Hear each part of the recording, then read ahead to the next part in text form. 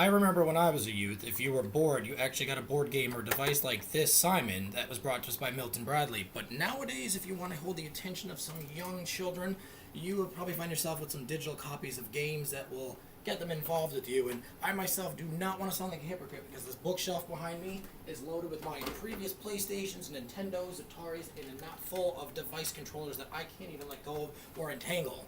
And that is what I'd like to poke some holes in with society today, that not modern day kids spend way too much time indoors and not enough time outdoors. And is it our fault? Is there a reason? Are there social advancements in technology that we are maybe at fault for and the cause of it?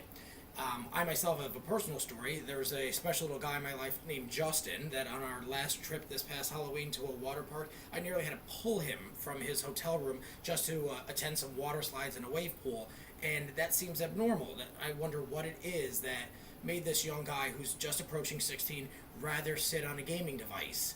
So I have to admit to there are reasons, and I want to highlight some of the social advantages that I find would be the interferences. I have to say the internet would be one, cell phone usage, and obviously these gaming devices. So there are solutions. You have cell phone limits. I think things in people's diet as well, like sugars, need to be avoided for children to keep their attention span with you. And then lastly, I'll focus on the gaming and entertainment aspect of some modern day movies that kind of link to that.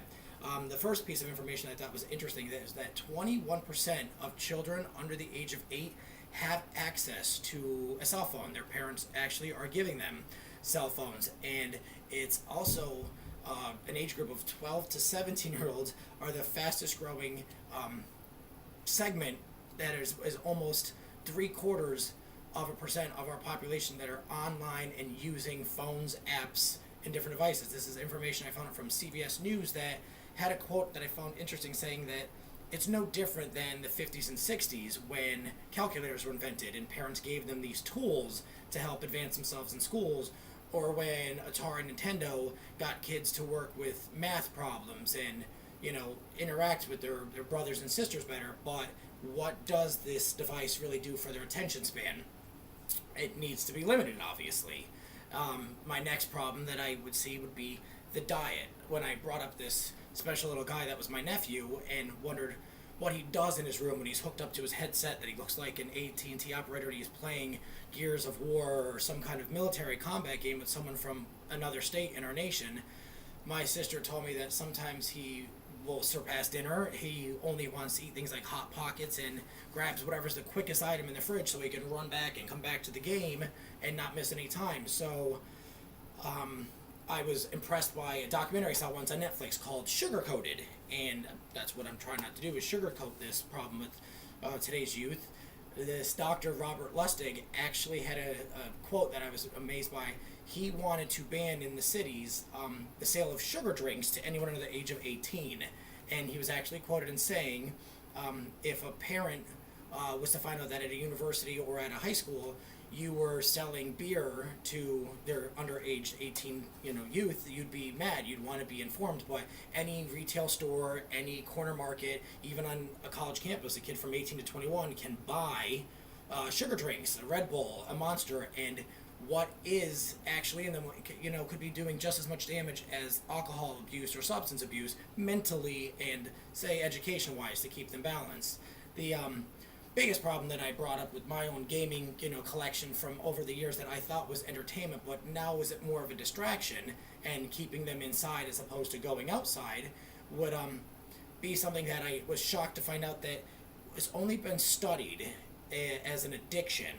The gaming addiction term has been quoted from 1999 on. It's actually the University of Iowa that I found out said that 1 out of 10 youth that are addicted to games will admit to it, that parents know that it's an addiction and now it's a disease. And this is reported as of 2009, so it's kind of shocking to know that games from Coleco, Atari, Nintendo, Sega have been out since the 80s, but this has only been researched and called an addiction since 2009.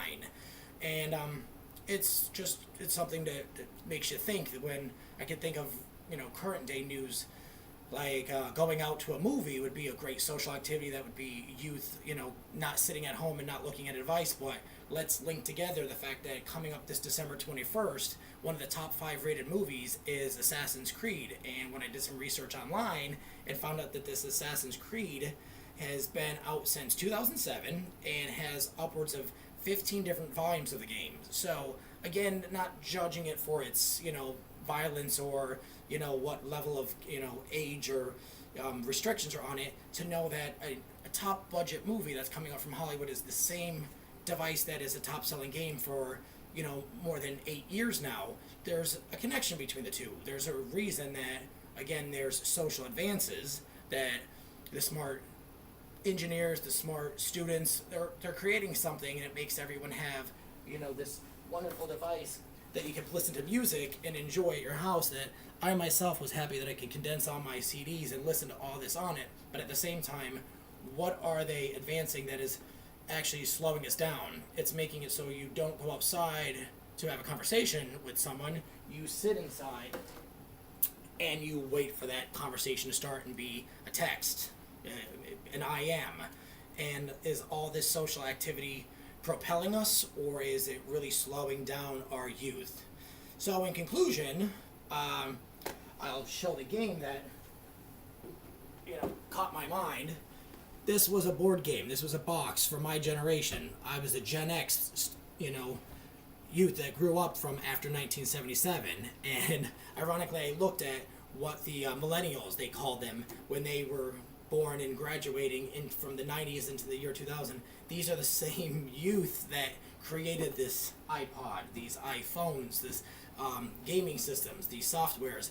And I was pretty shocked to realize that their name would be called the iGens. That's the title of them. So iPod, iGen, maybe it's time for them to get outside. In short, I love my nephew and I love technical advances, but let's get social, let's get involved, let's play some war with our friends and buddies and not have war online.